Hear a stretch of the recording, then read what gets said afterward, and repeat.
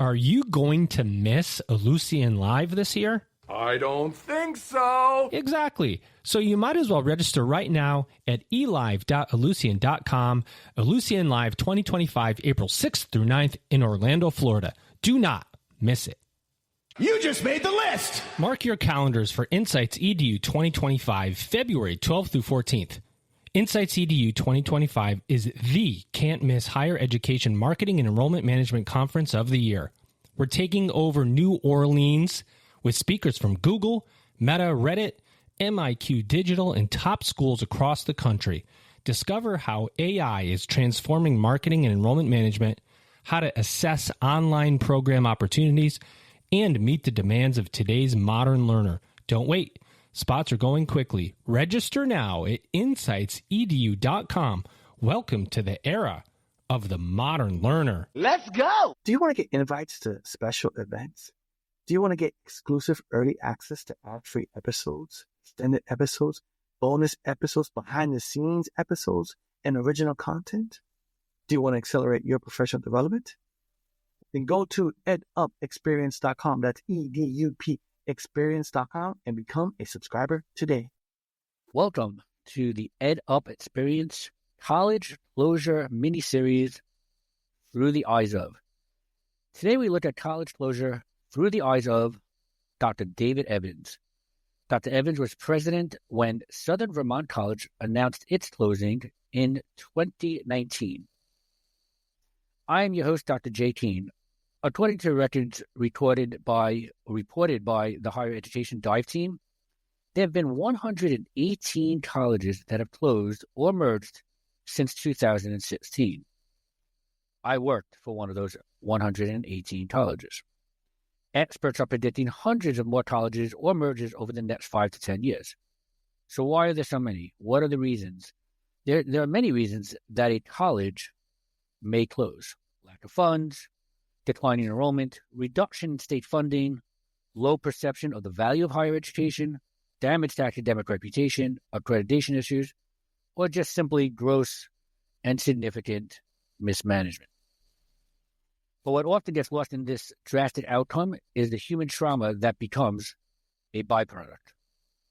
This podcast series will examine the human story through the eyes of the president, faculty, staff, and student. As stated, today I am talking with Dr. David Evans. Dr. Evans, how are you? I'm well, thanks, Jay. How are you? I am doing well. Thank you for joining me. My pleasure. So let's get right into it. You were president in 2019, obviously at the end of the run of Southern Vermont College, and it was open for how many years? It was a long. It had a long and complicated history. Started out as a secretarial college in the 20s. Then it was a Catholic college. Then it was secularized in the 70s. So it had, 90 years about of history. So let's jump right into this, because I know as I ask the next question, there's a lot of history to it, right? You can't just start with what I'm going with, right? But when did you know that you had to go through the closing process? Well, that's kind of a complicated question, actually, because when I got there, I started in January 2015, and what I would say in a sentence is that the college's condition was significantly less favorable than it was when than was revealed to me during the search process. So I was concerned from the time that I got there that we were, on very, very fragile ground, and a lot of things were going to have to be right for us to make it. But then when it really got to be difficult, in that 18-19 academic year, we'd been being monitored by NETCHI for quite some time, since before I got there. And they were looking more and more closely at us, and we filed a report in the fall of 18, and they then wanted to visit with us again in January of 2019. And in the January of 2019 meeting, they that was a remote meeting, but they were concerned about the financial well-being of the meeting, and we're going to go to their board at the end of January. And I remember this because I was at the NCAA convention when this happened, and their board decided at that time to issue a show cause order for us on the issue of institutional resources. And at that point, I was pretty concerned that they were going to put us. I initially thought they probably would put us on probation. They had not put us on probation up till that point. But the more I dug into it and the more I talked to their staff and my CFO, the more I began to think they were probably going to issue a revocation of accreditation, which of course is the crack of doom. Right. So we talked to the board and we started to consult with attorneys, and they said, look, there are a number of things you need to do, one of which was to immediately stop admitting and recruiting students. This was in early February, because at that time was a class action. Sorry, this is long, but there was a class action going on against Mount Ida College over in Massachusetts that they had committed fraud by recruiting students when they knew they were going to close. And so our attorneys, who were the same attorneys who advised Mount Ida, said, you just have to stop. And at that point, I pretty much knew that we were not going to make it because we were not going to be able to have a very good sized first year class at all. And we were stopping it right in the middle of prime time. So that was really when I knew that we were very likely doomed. Okay. And you're right. It's a complicated question, and there's lots of levels to it. So, it's fine that you go long on that question. You mentioned NHE, that's the Northeast Council for Higher Education. Right. And New England Council or Commission for Education. Yeah. Yeah. I'm sorry. New England. But you were surprised that they did not issue or put you on probation. What would have happened if they did that earlier? I think one of the challenges that I had was in convincing the board just how difficult the situation of the college was. And I think that if NHE had put us on probation earlier, even a year earlier, it might have been the case that the board would have been more kind of clued in to the challenges. And there's been, as you've seen, I'm sure, a lot of writing about this. And the board remained pretty optimistic. And the fact of the matter is, our incoming class for the fall of 19 was looking really good. So I think there was a non-zero chance of us, getting back on track. Although then, of course, COVID would have come along and probably ruined it. Right. But who knew that in 2019? So, I think if NHE had put us on probation earlier, it probably would have been better.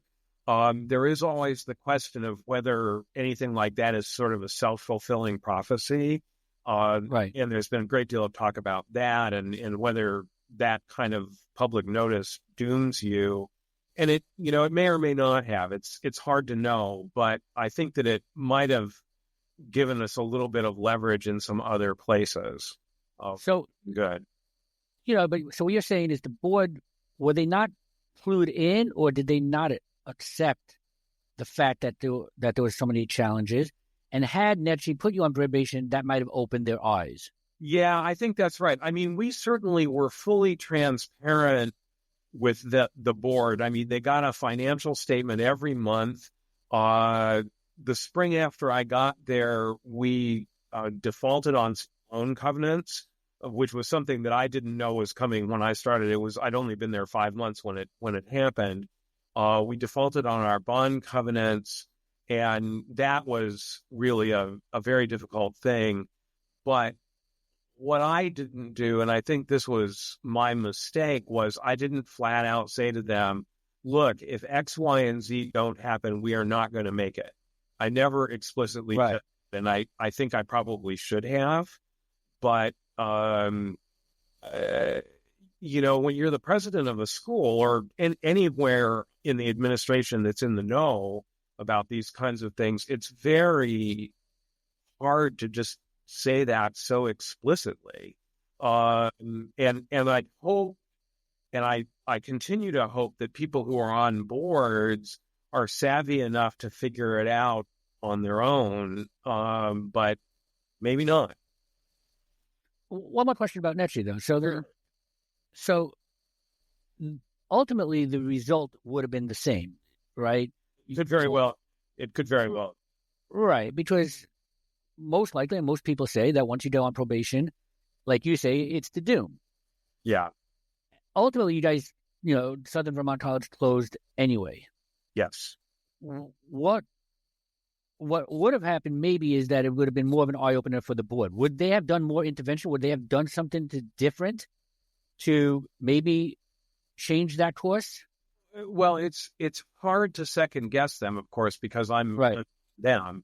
But I think that they might have possibly done some things different. I mean, one of the things that the board was not doing was they were generous with their personal financial support and their philanthropy to the college. There's no doubt about that. There's no disputing that. But they were not, with the exception of one board member, really performing the expectation of helping to raise the money, making the connections, doing the solicitations with the appropriate people, that sort of thing. And I think they might have done that if they had that warning shot earlier, because we had some members of the board who were very, very well-to-do and plugged into even more well-to-do people, and they might have been able to do something in that instance. Having said that, though, one of the things that a smart donor tends to ask is, are you, in default on any of your loan obligations? Are you running deficits? Are you doing this? Are you doing that? And all of those things which were going on, they shut us off from getting grants, for example. No grant will ever give you money under those circumstances. And so maybe individual philanthropists wouldn't either. For example, we had a former board member who was very, very well-to-do, retired business person, who had left our board, and he met, maybe a year before all this happened, with me and with our vice president for advancement. And he said, I'm not going to give you any money until I know that you have your act together. And this is kind of an inescapable dilemma, right? When you're already in trouble, if people say, well, I'll help you if you prove that you are managing, but why you need the help is because you're not managing. Right. This becomes a real problem. And we had that conversation with several people, and that, I don't know what would have happened, honestly, Jay. Right. You said something before that I want to get back to, but I'm going to save it toward the end. Okay. So in the meantime, so now you're in this role, you know what's going on, it's closing, you're on that path. You have to function as a president, you have faculty, you have staff, you have enrollment, you have everything still kind of going on at the beginning. How did you navigate that? How do you navigate the challenge of balancing inside information with transparency to your faculty, to your staff? How did you make decisions of what to continue focusing on, what to move forward on, and what to hold back on? All the practical stuff of the day-to-day of the president during that period of time. How did you do it? Well, it was, I will say, from the time that Netchi actually did vote to remove our accreditation, which was in early March, until May, when we had commencement, the middle of May, was probably the longest 2.5 months of my life. The big problem was that the board did not really want to be transparent with the faculty. And right. I had a lot of clashes with the board about this. And one of the things that was really, that kind of took a lot of my time was I don't think the board really wanted to ensure that the faculty got paid out. And what the dilemma there was, and this is fairly common in higher ed, faculty members have 9 or 10-month contracts, but they're paid out over 12. So Yeah. July and August paychecks usually are actually pay for work that was done during the previous school year. And we had that situation, and we didn't pay faculty all that well in the first place. And so a number of faculty were really concerned that they were kind of just going to be thrown out on the street. And as I say, the board did not really want to, want to ensure that that wasn't going to happen. And so that was honestly the worst part of it, because it was a small faculty. There were 26 faculty members. I knew them all well, liked them, felt I'm from the faculty in the first place, so I felt their position very deeply. So that was really tough.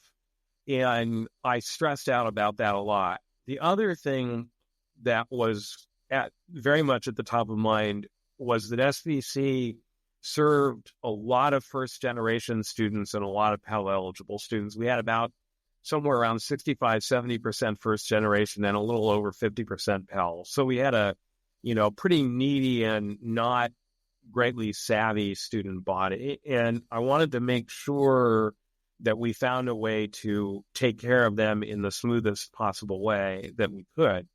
So another part of this, and this was very fortunate, both our CFO and our vice president for admissions had considerable ties to the Massachusetts College of Liberal Arts just down the road in North Adams. And so we were able to make deals with MCLA to do a lot of really very favorable and good transfer experiences for those students, including we had an accredited radiologic sciences program, X-ray, and we were able to send the whole thing down to MCLA, lock, stock, and barrel. We sent the faculty, the students, the equipment, and the accreditation. And the accreditor there was very good to work with about moving that down. So that part we took care of. Nursing didn't work so well. We offered it to MCLA also, and the Massachusetts Board of Nursing didn't want to let them do that, which was, I thought, crazy, because we had a good nursing program, but whatever, it wasn't my decision. So those were the core things. And we did a number of college fairs where schools from around the area came and, met in our gym. So we were able to really pretty much take care of those students. And I think I was proud of that. And I think that was good because our students really needed that. And then the rest of it was, things you never even think about, right? Like dealing with a commercial real estate firm and various other kinds of things. But unfortunately, one of the other things that happened, we had a third-party guarantor on the loan that we had defaulted on way back in 2015. And we had some pretty valuable assets that we could have sold to help raise cash for things like the salaries and things like that. But because of that third-party guarantor, we were not able to do that. So we were not able to, we had some cars, we had some very valuable artwork. It was worth a couple $100,000. We had some other things like that we normally would have liquidated, but we couldn't. So it was very difficult. All of it was very difficult. It sounds like your job changed. It sounds like you were no longer an academic, higher ed visionary, and you were more like a liquidator. You were more like, how do we clean up this mess? And in your case, and I say your case because a lot of senior leaders leave it. They don't really manage the faculty anymore. They say, all right, your contract is over. We can't provide you this. And more like what your board said, we're not paying you out. Right. And you took the measures to make sure that they were taken care of. You had to worry about the assets and what you can liquidate and make money off to at least pay off, faculty or whatever, debt or whatever vendors you might have owed. Yeah. Right. Why? Well, our board did hire a couple of different closeout firms. This is another part of this. Interesting. And the first closeout firm that they hired told them that they would not continue to work for the board if the board did not guarantee the paying out of the wages. So the board basically fired them. And then the board chair, kind of on his own, went out and hired another guy who actually I felt pretty good about. He was good to work with, and he was doing a lot of this business procedure stuff that I don't really know very much about. But yeah, it was. I just didn't want.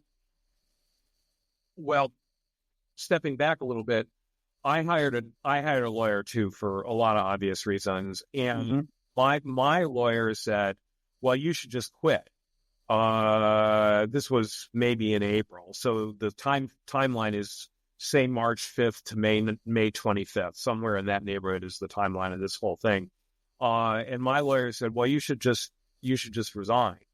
And I did think about that. But then I also thought, well, if I do resign, then what's going to happen is all these other people who work for the university are not going to get paid, and the board's kind of going to do what they want to do with nobody restraining them. Right. Honestly, I didn't feel that was right. I mean, I could have walked and probably slept better.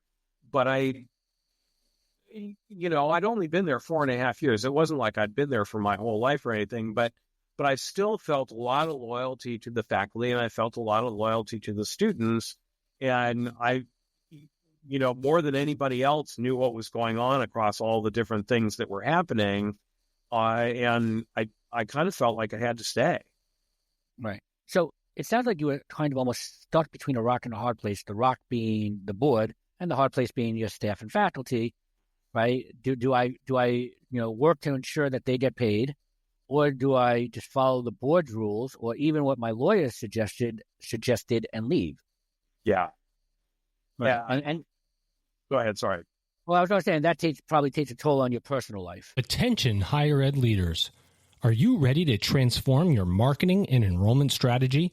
Don't miss Insights EDU, February 12th through 14th in New Orleans, the premier conference for higher education marketing and enrollment management. Spots are filling fast. Register now at insightsedu.com. Welcome to the era of the modern learner. Let's go! Ellucian Live is taking place April 6th through 9th, 2025 in Orlando, Florida. You just made the list! Get ready for an unforgettable experience at Ellucian Live 2025. Join visionary leaders from institutions worldwide as we dive into groundbreaking ideas, cutting-edge solutions, and transformative best practices that will ignite your passion for innovation. This is your chance to connect, collaborate, and propel your institution into the future. Do not miss out. Let's go! Do you want to accelerate your professional development? Do you want to get exclusive early access to ad-free episodes, extended episodes, bonus episodes, original content? That's right, original content, invites to special events, and more? Do you want to get all this while helping to sustain EdUp? Then go to edupexperience.com. That's EDUP experience.com and subscribe today. Yeah, it was pretty difficult. And of course, the other part of it is, then in my position that you have to figure out what you're going to do next and how you're going to manage all of that. And I didn't think about that all that much for a lot of that time because I was managing the other things. And the one thing that I would say about it that was kind of a saving grace in a weird kind of way was that a lot of the other things that happen when you're a college president, all the external events, all the weekend things, all that kind of activity pretty much stopped. So I had more time to, I mean, frankly, this may sound really terrible, but just do things like watch TV. So I had a little bit of a space to unwind and, you know, talk to my wife and play with the dogs and all that kind of thing. So that was a good side of it. But I mean, I wasn't sleeping very well, and, you know, I was suffering from various anxiety and stress responses, which I'm a little bit reliving at the moment talking about it. Sorry. But no, that's okay. This is really important. This is an important conversation. But another thing that was going on at this time was Green Mountain College was also in the throes of closing. Yes. And the College of St. Joseph up in Rutland was in the process of closing. And, you know, the college presidents at the private schools in Vermont were pretty close. And so we had a lot of time to have those conversations too. You know, we were talking to each other. We were doing a little bit of mutual problem solving. So that was also helpful. I mean, I don't think very many presidents of colleges that are in the process of closing have a peer group nearby. And, you know, sort of God forbid that they do, but in this instance, it was actually really, really nice. And I had a great relationship with the president of Green Mountain. And so we talked quite a lot, and that was pretty helpful also. All right. So I want to tie up one more loose end on the practicalities and then get back to the human part of it before we close this. So again, when it's happening, and I know you touched on this already a little bit, right? What efforts were there made to avoid this action? Now, you know, you said there was transparency, you worked with the board, but you also said that, you know, you never really went to them and said, if X, Y, and Z is not done, we will close. Yeah, I did. Before you, but on your end, so now they don't know, they're missing a piece. They have a gap of information, the board, because, you know, they may have known that there's some financial stress, but they don't realize how bad it is.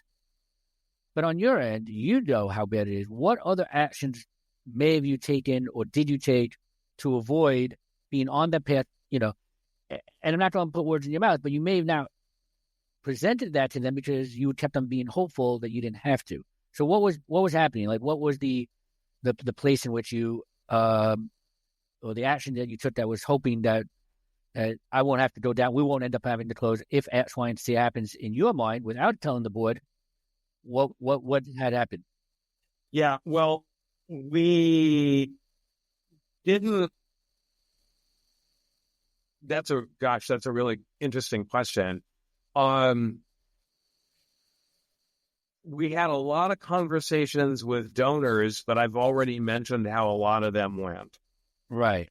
We had recruited our vice president for advancement, had recruited a couple of people that she knew from her previous position who were extremely well-to-do, but they had kind of come in late.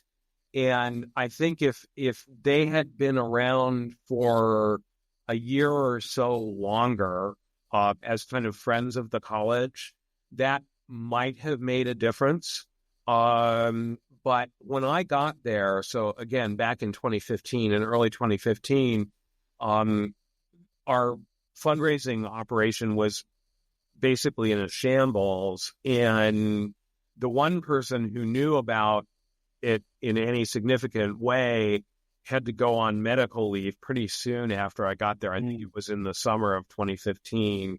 And so... Was it because of this? Was it... Say that again, sorry. I'm sorry. What was it because of this? Was the medical? Oh, no. It was a health problem separate from this. Okay. It was not any. Stress induced or So then, of course, it took a while to hire somebody, and then it took a while to build to rebuild those relationships and all that thing. So that was a problem. We did have a pretty extended conversation about merging with one of the other colleges in Vermont. And that probably started too late. But the problem was that was a new president, and that person not have been there a year before to have that conversation.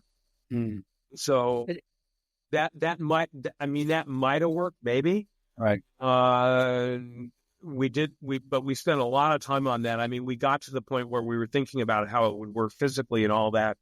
But part of the problem there, and this is something that I think shows up a lot in merger discussions, is, I mean, Vermont is not a very large state geographically, but it snows for half the year, and it's all mountain roads. The entire state is mountain roads. And so even 50 or 60 miles between two different places is not all that simple to manage the logistics of it. And this was, again, before COVID. So the kind of seamless online interaction that you and I are having now just didn't really exist. So the idea of sharing classes and doing some of the things that we would think about now to save money were not there. So that was it. There was nothing in the budget that we could cut. Right. I mean, our whole budget was something like $11.5 million, and we were not wasting money. And so in terms of, at a bigger school, you might eliminate some programs or you might do some other kinds of things. We just didn't have any capacity to do any of it. Right. They ended up being like almost a cutting to death. You couldn't do that anymore. Yeah, no, we would have. I mean, there was really literally nothing we could have done. And we did talk to an online program manager. This was pretty early. This was maybe in 2016, about doing something. And we had a couple of programs that might have worked, but we were not at the scale that any of the OPMs thought would be worth engaging with us, which is right. So there were just a lot of challenges. And again, and I think this is happening at a lot of these really small schools, you just simply don't have the resources to make any kind of strategic investments. And so even you can't cut, and you don't have any spare money knocking around to develop a new program or, redo your marketing or any of the kinds of things that people would think of doing. So it was very difficult. It sounds almost like Southern Vermont College became a victim of consequence or a victim of timing, in that you said earlier had accreditation put you on probation earlier. The board of trustees might have opened their eyes or had been kicked in the butt a little bit sooner, right? If that donor was around a little longer, the relationship would have been there. If the president of the school that you were thinking of merging and the timing would have worked out, or if you met with the OPM at a different time, like there were definitely things that just were possible initiatives or possible ideas that could have maybe saved Southern Vermont College, at least for a few more years, or certainly worth trying, that just didn't come to fruition because it wasn't the right time, right space, right anything. And, you already cut all the programs and everything that you had to do from your budget, and there was just no more that you can do. And so all efforts to avoid this action was either stunted or done already. Yeah, and there's one other thing, and I got in a commenter online in the story about us in the Boston Globe thought this was really stupid, but I mentioned when this was going on that one of the things that happened to us, I think it was in the 2017-2018 year, we had 5 or 6 admissions reps like most small schools do, and our admissions rep who covered the Northeast Kingdom in Vermont, where we actually got a fairly large amount of students, had a car accident in the snow up there when he was up there recruiting and broke his sternum. And yeah, and he couldn't drive. I mean, he was out for 6 weeks, but he couldn't drive for longer than that. And, we got 10 or a dozen students from the Northeast Kingdom every year. And this is in a freshman class of, 100. So 120. And somebody in the commenter in the Boston Globe said, well, if you are made or broken by 10 students, you're operating on a shoestring or deserve not to make it anyway. Well, here's the thing, though. Those 10 students, if you multiply them over 4 years, are 40 students, more or less. And our net revenue per student was about $20,000. And so that's $800,000. And we were running, a deficit of $1.2 million. Right. So just that one little thing could really make a big difference. And the problem, again, with small colleges in particular, is a lot of student recruitment is very personal. The admissions rep has a relationship with the school counselors. Students from some tiny little school in northeastern rural Vermont come to SVC, and then their friends come the next year. I mean, so many of these things, which are all intangible and hard to see in data, are things that really make a big difference. And when you're running a school that's that small, it really only takes a couple of those to cause a pretty substantial problem. And then when you add in the other headwinds with the debt default and stuff like that, you really are in a structural dilemma that's very hard to find your way out of. Right. And so it sounds like besides just being a victim of consequential timing, there was also some bad luck involved there also. Yeah, there was bad luck. There's no doubt. Yes. So let's turn this spotlight back on you in our last few minutes that we have, right? Because, you did answer one more of my questions earlier. I was going to ask you about the students' degree plans, and you worked out partnerships. You were able to get them out. Were there any programs or any students that were left stranded or had to work themselves out to find their next place? Or between your work? I think there were a few, but I mean, we were small enough and we had enough staff that there was availability for individual students to meet with people for counseling and things like that. So if they missed the boat, and I probably shouldn't say it, but if they missed the boat, it was kind of on them, because they really did have a very good deal. MCLA agreed to take all their courses.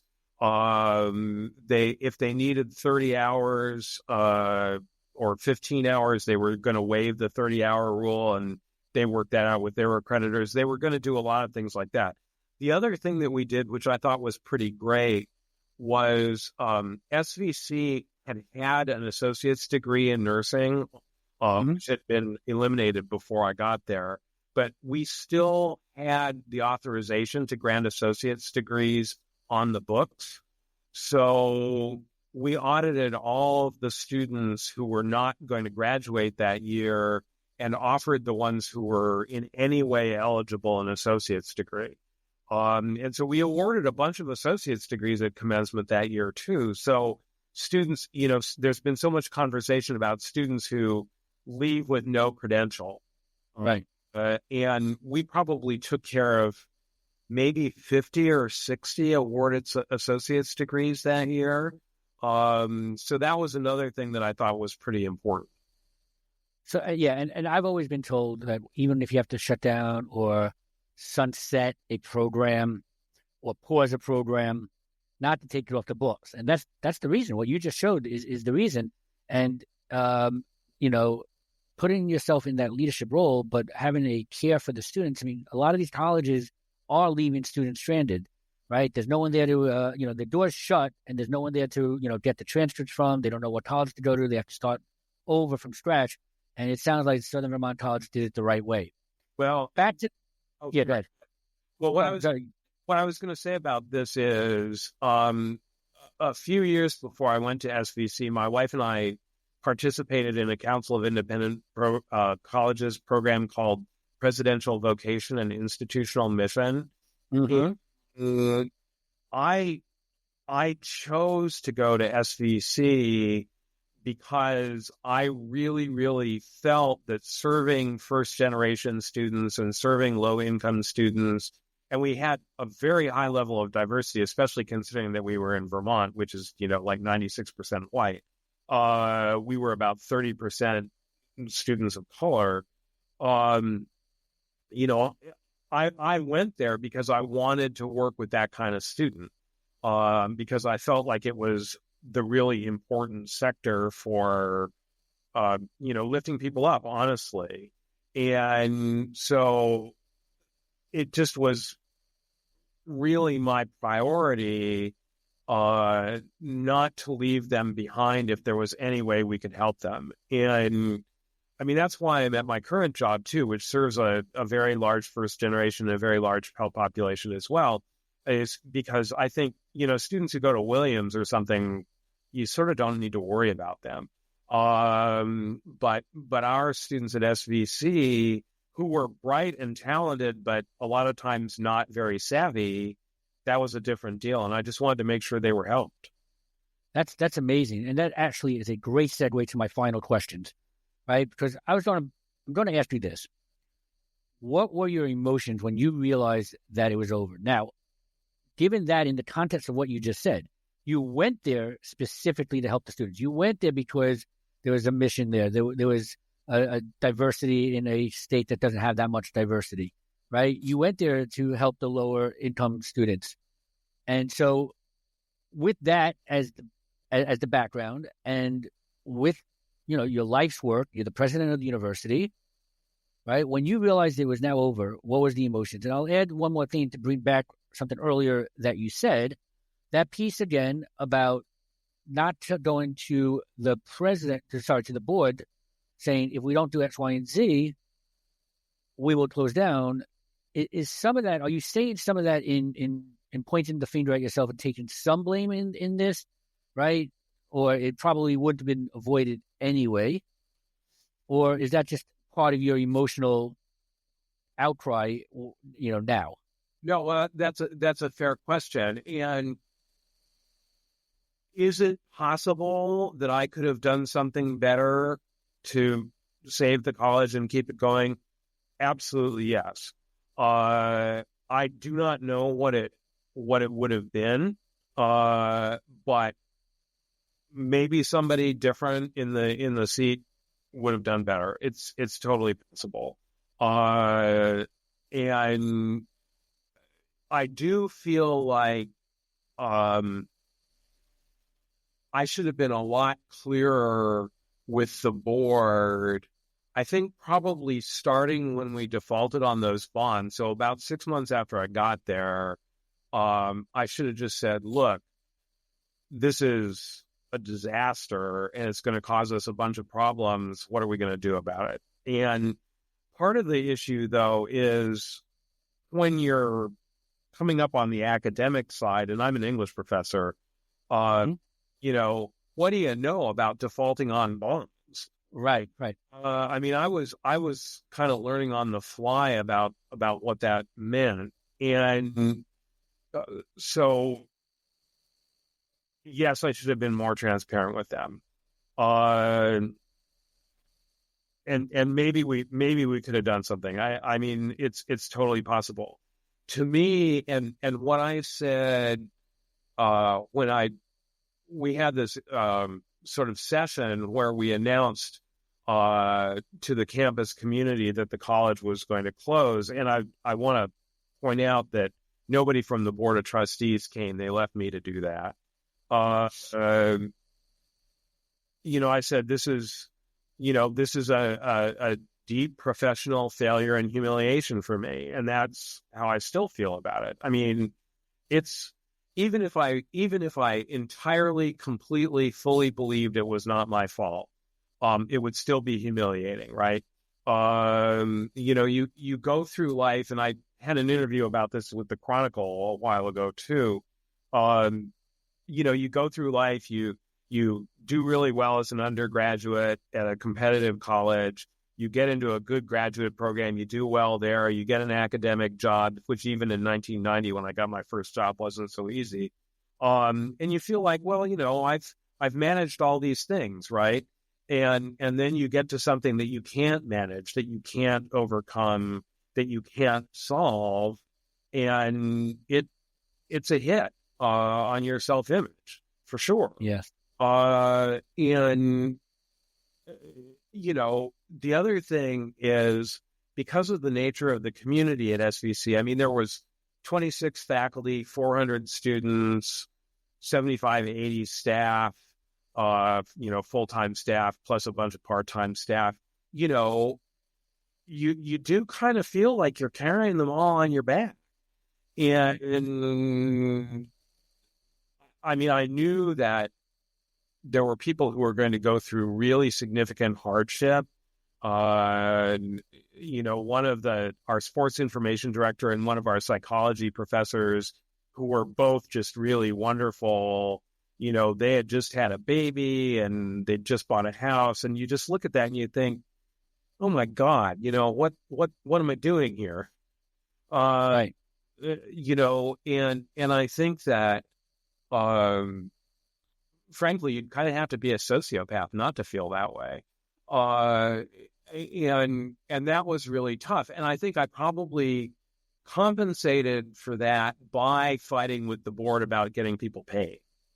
I sort of felt like that was the way I could, at least have a little bit of redemption. This is beginning to sound more and more like a corny movie, right? But I did want to make sure that the people who had been very good to me and had, created what was indeed a very special little college, got at least as much as was possible under the situation. And again, you're rare, because most people would have just thrown up their hands. They would not have fought with the board. They would have just said, this is all we have, this is what we can do, and goodbye. And that's rare. You basically answered my second to last question, which was about the personal effects. You talked about, at the beginning, you had some more time to watch TV. I hope that was good for you. You talked about your, the other presidents up there in that little support group that you were able to form, but also the humiliation, the anxiety, the stress. I mean, there's a lot of personal effects to this, and you've talked to it. And it trickles down to the faculty, to the staff, to the students. It becomes really a traumatic event. Yeah. So lastly, what lessons can you share with others who may be going through this, or others who may be in your position? Well, I definitely think if you are the president of an institution that's in trouble and you are not completely 100% explicit about how you foresee it turning out with your board, you should be completely explicitly 100% explicit with your board about how you think it's going to turn out. That may have been my biggest mistake here, is not just flat out saying, I think the college is going to close if we don't do this, or something like that. I should have done that. I absolutely should have done that. I think the other thing is you just have to, whatever your values are, you have to stick to them. And if you've spent your last 4 years as president of the place talking about how much you care about first generation students, you damn well better do it when the rubber hits the road. I think if I had quit in, let's say, April 15th, I probably wouldn't have been able to live with myself about it. I think I would have been a lot more ashamed of the whole thing than I am. So I think that's really important. And I think the other thing is when it's all coming down, you should try to be, and again, there's constraints because, the board is the president's boss, right? And we got to forget that. But you should try to be as transparent with members of the community as you possibly can be within whatever other constraints you're facing. because that was one of the worst things, was knowing things that the board didn't really want me to say. And that troubled me because I've always tried to be pretty transparent about stuff. And that's a tough position to be in. Those are great, valuable lessons. Like I said, experts are predicting hundreds or more closures or mergers in the next 5 to 10 years. Yeah. And so there'll definitely be more presidents that are in your position. I hope they get a chance to listen to this. I found this to be very informative, enlightening, valuable information, and I really appreciate your time. I really appreciate your honesty and your vulnerability to open up to share what was a hard time in your life. Dr. Evans, thank you so much. Thank you, Jay, and I appreciate the work you're doing, because this is kind of a dark corner of higher education, and the more light we can shine on it, the better it's going to be, I'm pretty sure. My pleasure. Thank you very much. Thank you. Talk to you soon. Now listen up. Insights EDU 2025 is almost here. Join us February 12th through 14th in New Orleans for the most anticipated higher education marketing and enrollment management event of the year. I like that. Imagine 3 action-packed days filled with game-changing insights, real-world case studies, and a hands-on workshop designed to transform your marketing strategy and boost your program enrollment. Learn from speakers at Google, Meta, Reddit, MIQ Digital, and top schools across the nation. Network with industry leaders, exchange ideas, and discover the tools to drive real results. This is your opportunity to stay ahead of the competition and meet the demands of today's modern learners. Don't wait. Spots are filling fast. Mark your calendar, rally your team, and head to insightsedu.com to register now. The era of the modern learner is here, and you need to be part of it. We'll see you in New Orleans. At Lucian Live 2025, we're going to explore the magic of innovation. We want to imagine, believe, and achieve. It's happening April 6th through 9th, 2025 in Orlando, Florida, and we're going to explore technology, modernization, and artificial intelligence. Explore the latest technology solutions, discover industry insights, and make valuable connections as a global community. It's time to register for Ellucian Live 2025 at elive.ellucian.com. Do you want to get exclusive early access to ad-free episodes, extended episodes, bonus episodes, original content, invites to special events, and more? Do you want to accelerate your professional development? Do you want to get all this while helping to sustain EdUp? Then go to edupexperience.com. That's EDUP experience.com and become a subscriber today.